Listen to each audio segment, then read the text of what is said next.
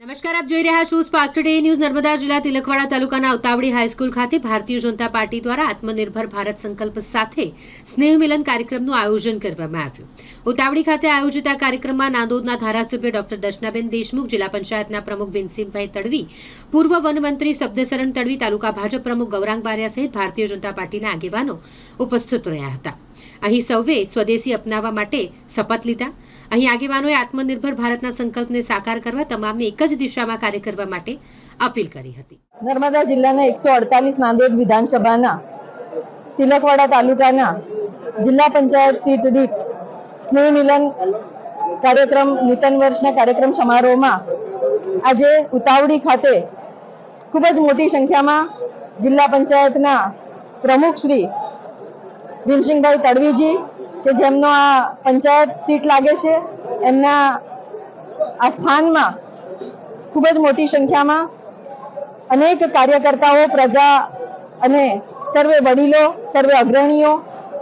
સર્વે પ્રતિષ્ઠિત નાગરિકો આ કાર્યક્રમમાં ઉપસ્થિત રહ્યા અને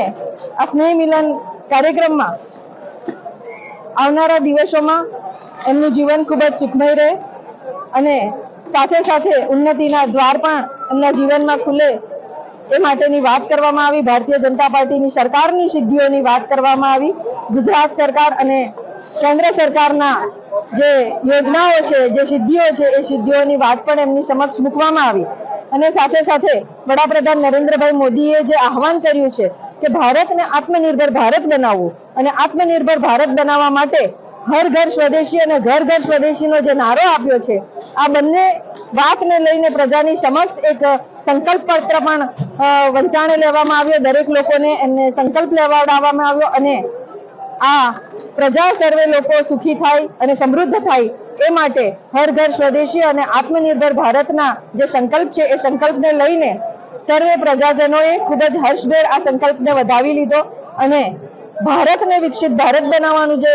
સંકલ્પ છે, જે અભિયાન છેડ્યું છે વડાપ્રધાન નરેન્દ્રભાઈ મોદીએ, એમાં પણ સર્વે લોકોએ ખૂબ જ ઉત્સાહભેર પોતાનો અભિપ્રાય પણ આપ્યો અને સાથે સાથે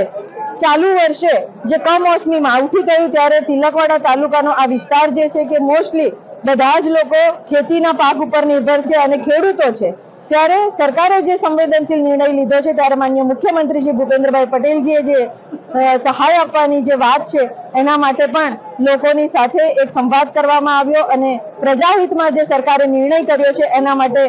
માનનીય મુખ્યમંત્રીશ્રીનો પણ ખૂબ ખૂબ આભાર વ્યક્ત કરીએ છીએ અને ખૂબ જ સુંદર કાર્યક્રમ લયો.